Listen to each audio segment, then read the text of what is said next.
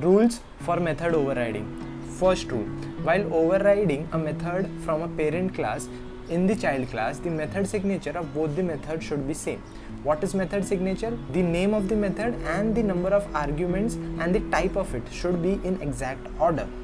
Rule 2: what about the return types of the method? Generally, the return types of any method are of two types.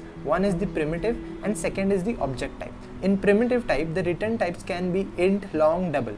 So in this case, in the child class, when we are overriding a method, compulsorily the return type should be same as the method in the parent class. For return types which are of type object, till Java 1.4, the return type, even if it is of type object, should be same. But from 1.5 onwards, the return type of the overriding method can be of covariant type.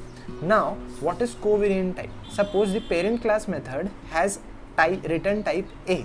Then the child class, which is overriding the same method, can have the same type or the child class of A. For example, here the parent class has M1 method, its return type is of type object. The child class, which is overriding the parent class M1 method, can have the return type same as object or the child class of object.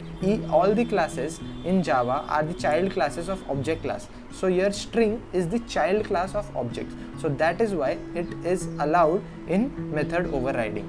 Now rule 3: scope of access modifiers. While overriding a method, we can't reduce the scope of access modifier, but we can increase. For example, here the parent class M1 method has a scope public. Now, if in the child class we make it protected, it is not allowed. One thing we can do is we can keep it same or we can increase it. Okay? If in the parent class it was protected and if we make it public in the child class, it was allowed, but the vice versa is not allowed. I hope this much is clear. Thank you.